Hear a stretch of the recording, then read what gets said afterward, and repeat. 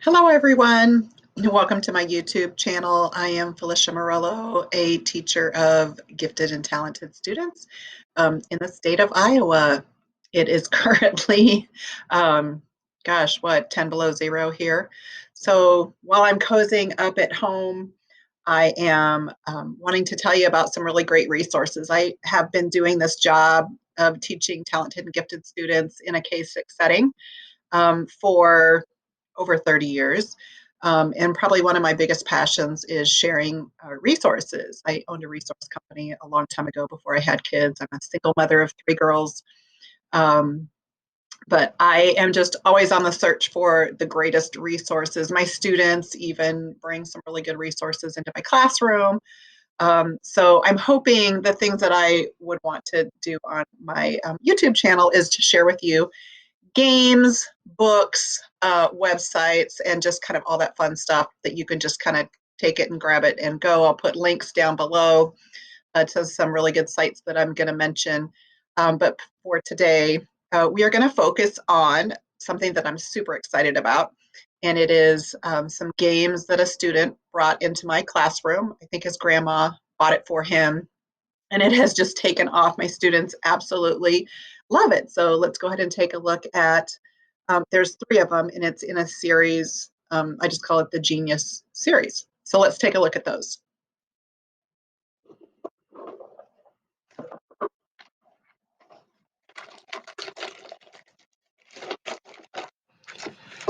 So the game comes with enough materials for two players. So each player gets a bag, but just for this demonstration, we're going to use one. And then also two game boards. And again, we just need to use one. So I'm going to set that off to the side. And then you'll take out the 10 dice. And if you notice inside the package, there are 10 white triangles. Those are going to correspond with the dice that I roll. So I'm going to roll the dice first. And then looking at the numbers that I rolled, I'm going to find the corresponding numbers on my game board.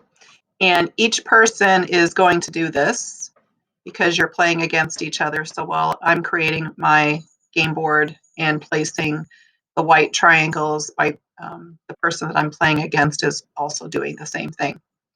So we're going to go ahead and get those all set in according to the dice that I rolled.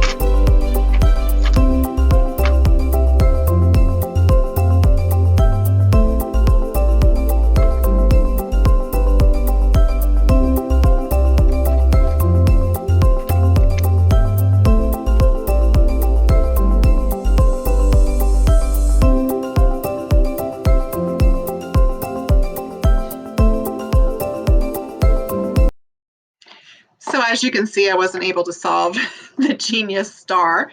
That's probably a little bit above my level, but if I had more time, I could have moved the pieces around and showed you how to do it. So, anyway, this one obviously is going to take more time and it's more of a challenge.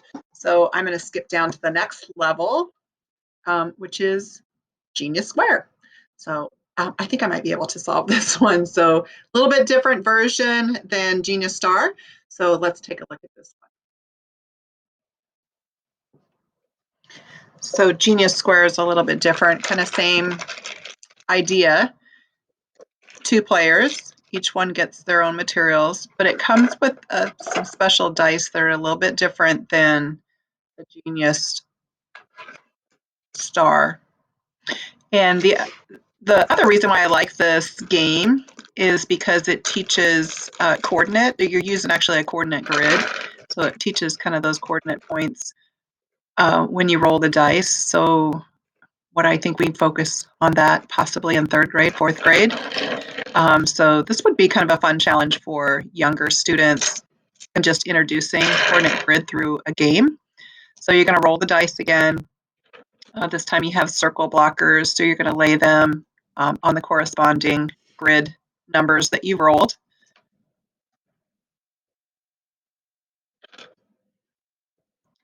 And same thing, each player gets their own board, so each player is placing their blocks or their circles, the cylinders. You could even talk about shapes in this game too. Placing the cylinders on the board at the same time. So each person's board will look the same. So again, I think my students like the competition of this game. And then I usually say go, and everybody starts placing their blocks. The other cool thing about this game is it's just a really good visual challenge. It's problem solving, it's critical thinking.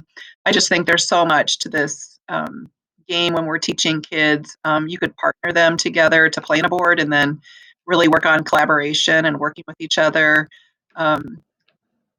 You know, another way I've done this too is I assign the different colored blocks to each person if you're playing in pairs, and they're the only ones that can touch that block. So just kind of communicating, and you can't touch their block or pick it up, they have to. So then one person's just not dominating the game. But to me, the big thing with this one is just teaching my students critical thinking. If it doesn't fit, you're going to have to take it out and then try it again. And I think as the students were playing, they're coming up with their own strategy for how to win. Some of them are starting at the top of the board and working their way down. Some of them, one of the strategies was working with the more difficult pieces. Somebody else said, I saved that blue single square for last because it was going to be the easiest one to fill in. So if you notice on this one, I'm starting to let the left-hand side moving to the right, or I'm kind of starting at the top, trying to move down. And then just some of the kids who just kind of accelerate at that visual thinking, they can kind of predict where not to put a piece because the opening that they're leaving is not going to be a shape of one of the pieces that you have left on your board.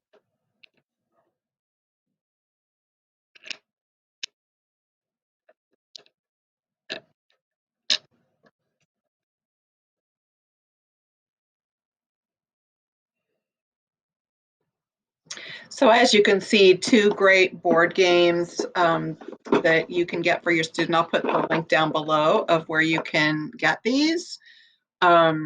Depending on level, obviously the Genius Star is going to be a little more difficult, but yay, did you see I solved the square?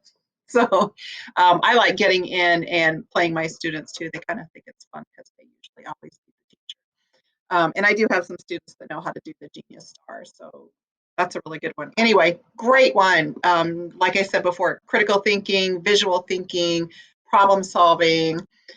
This just has a lot of good skills in these games that we want to be doing with our gifted learners. So anyway, thanks for watching. I just wanted to share those games with you and pass along some really cool things that are going on in my classroom that kids are loving. So I'll check in with you again next week, and I'll post some things that I'm doing in my classroom. Thanks.